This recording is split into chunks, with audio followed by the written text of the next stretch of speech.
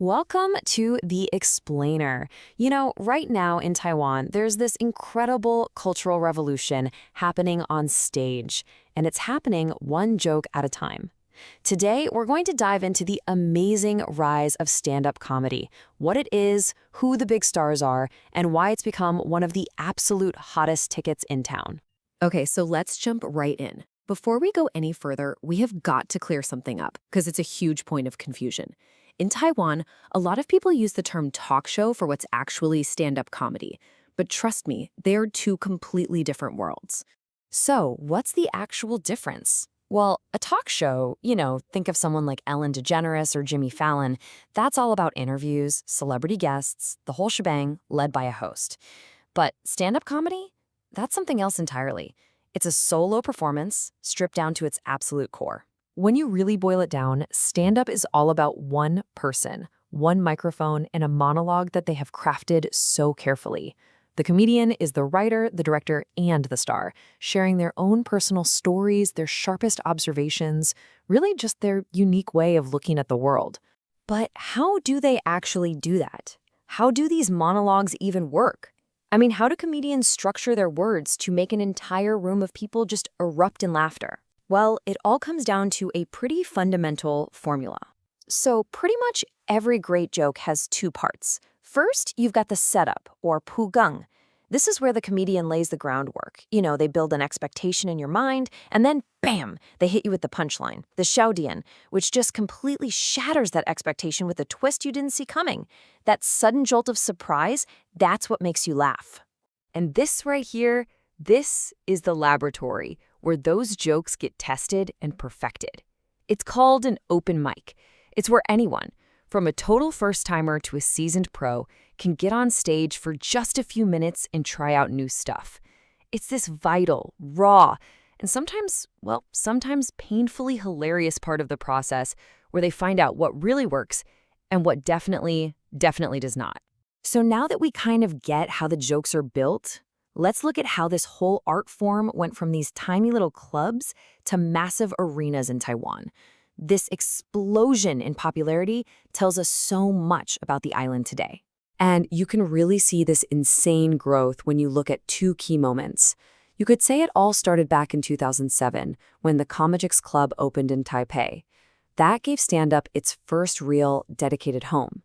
Fast forward just 16 years, and the scene hits this unbelievable milestone, a comedian selling out the legendary Taipei Arena. Just wow.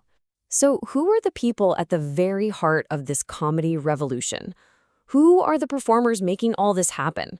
Let's meet some of the key figures who've really defined the modern Taiwanese scene.